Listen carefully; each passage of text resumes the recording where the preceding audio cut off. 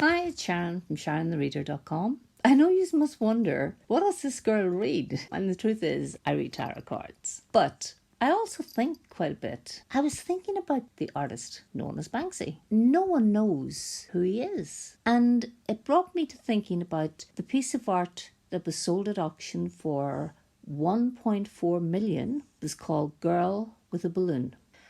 And it really got me to thinking about two things: the value of something and the cost of something. The cost of Girl with a Balloon was sold for 1.4 million. Banksy, the artist who created it, stunned the art world when on the sale, once the hammer went down, he immediately somehow shredded the piece of art. The canvas came right through the frame. Apparently he wanted it to come completely through the frame and be totally shredded. There must have been some mishap that had happened that he wasn't expecting.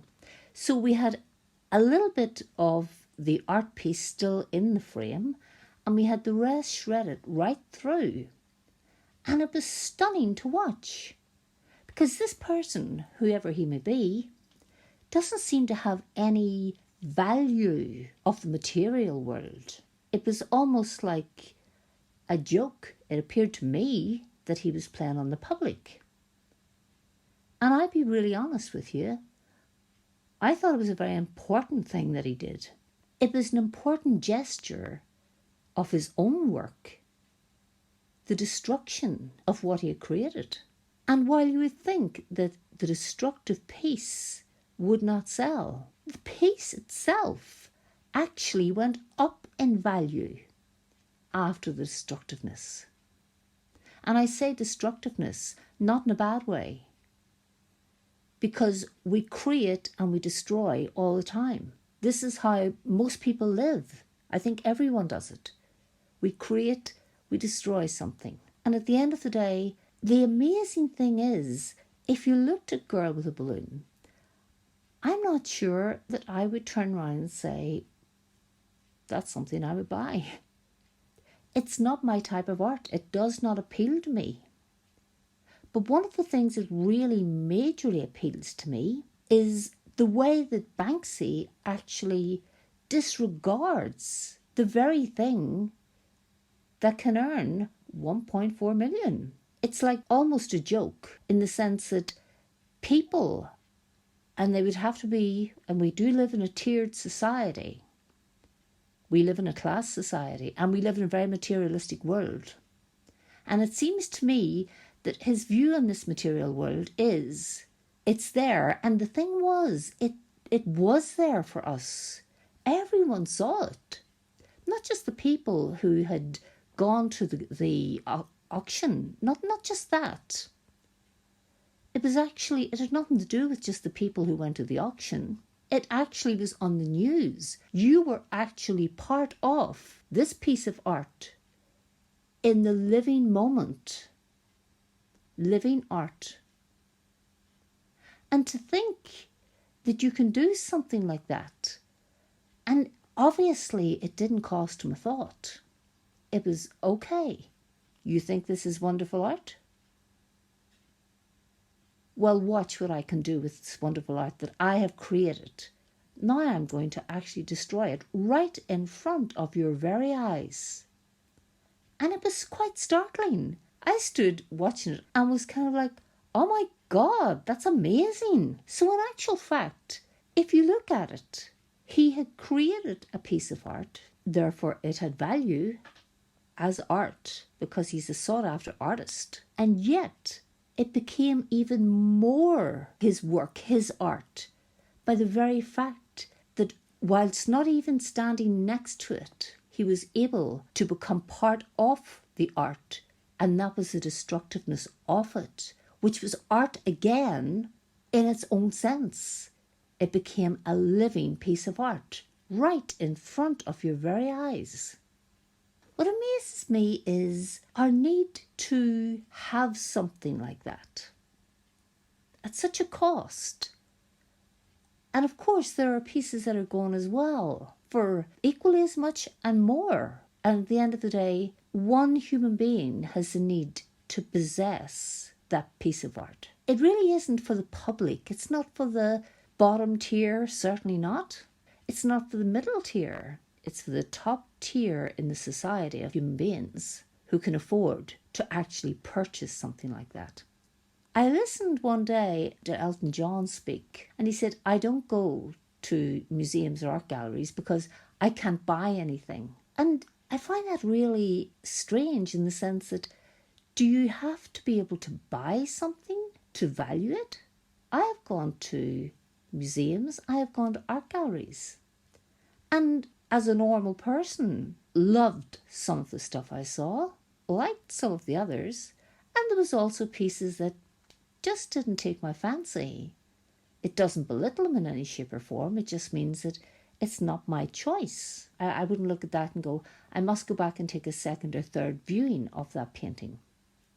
To think that only if you can own something would you go to see a thing of beauty makes you wonder, where is the cost and what is the value? Because very often as I would leave an art gallery, there's usually a little gift shop and you can pick up a book on the artist. And whilst you're reading a little bit about the artist, they also have photographs of their artwork in the book. Or you can even buy a poster, pure and simple, a poster of their work. Does that make it less valuable because it's been photographed from an original piece? Why do we consume so much today? Why do we place value on one thing and not another? Back again to Banksy, who did a lot of street art called graffiti. And this was given people who were walking on their way to work or wherever they were going, and they could see it on the wall. It gave them pleasure. It became people's art. Art that was there for people to see and to enjoy.